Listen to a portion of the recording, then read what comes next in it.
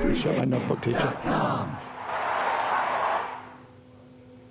Welcome back to pregame.tv. This is one of our special edition videos. We're going to talk about end-of-season handicapping. Most importantly, the last home game as we're entering that part of the season in college basketball. Now, guys, that used to be an angle, at least for me, that I put a lot of emphasis on in the past, the last home game. I thought, you had the emotion. You always want to look at home teams. You've got an advantage, especially a strong home court, different things. And when you had the emotion of, this is going to be the final night that a lot of these kids may ever play basketball, at least professionally. They're not going to be good enough to move on to the next level. Just want to cut you off. They don't actually play professionally when they're in college. Well, this is the training for most of these kids wanting to play professionally, but it's the end of the road for a lot of these kids, and it was always an emotional night, and it's an angle that you would look. I had to have a solid reason if I was going to buck a team in their last home game. But what we're going to talk about, I think that has changed so much in the last few years, and I want to get you guys' take on that. Brian, I know you've got some strong opinions on this. Yeah, I play it just the opposite. I don't want any part of a team in the last home game for many reasons. Number one is we're a creature of habit. If one of us is late for the videos, whatever, it throws us off. If somebody's talking to the other handicapper while somebody's doing it throws them off a little bit. Sorry about that. But when teams are getting out there, they got the certain thing. You come in, you go, okay, you're going to take your shots, you're going to do this, you're going to do that, then you start the game.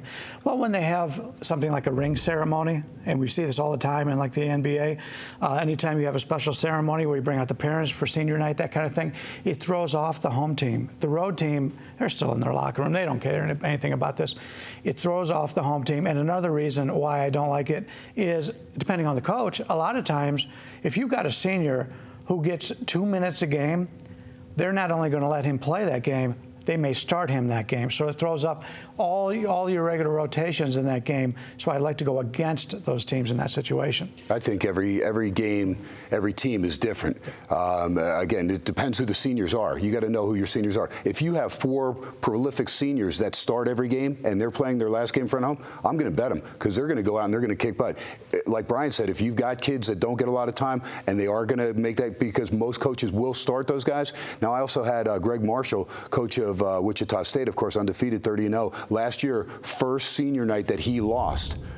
First senior night he ever lost. I mean, it's just incredible. It's just one of those things. He said, and they actually, like some other teams, have taken that ceremony and put it at the end of the game. And he said how tough that was, losing the game and then having to do the senior night ceremony. So just got to check all of them. A great point of what you're saying about look at the seniors and what they mean to the team.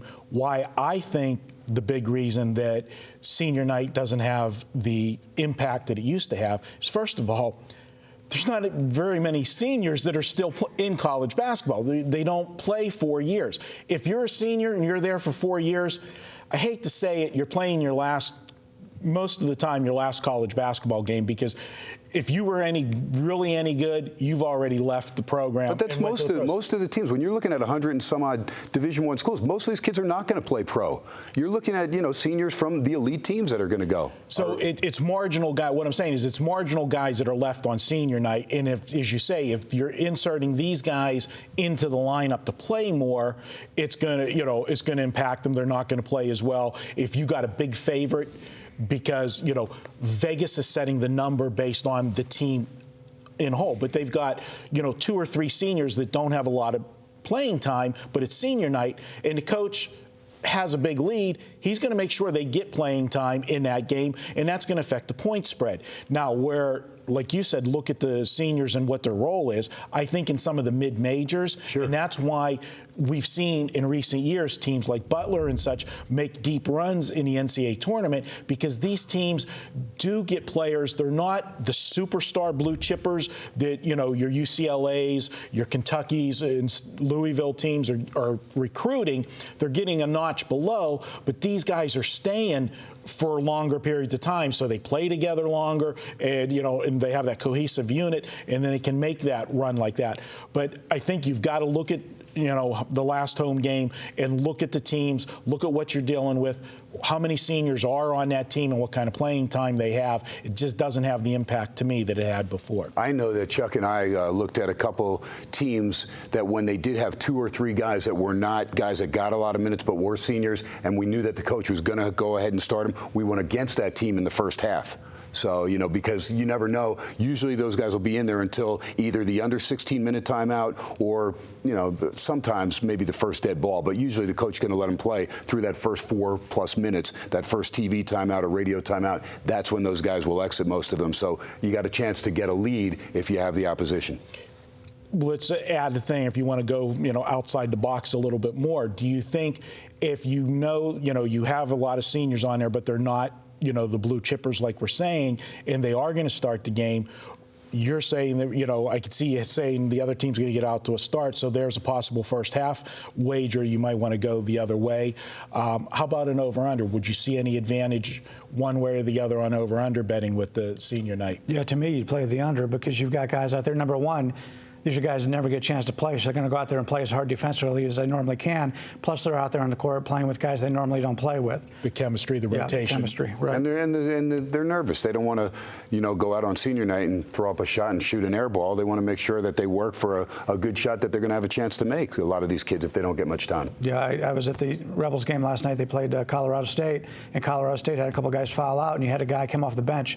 He was cold, and he had lots of open shots, but he was afraid to shoot it, and you get passing up all these open shots for Colorado State, and I think you see a lot of that when you get guys who just aren't used to being out there playing with that group of players. Now they got Bejarano and Aviles, and nobody else gets any shots anyway. Yeah, they're pretty good players.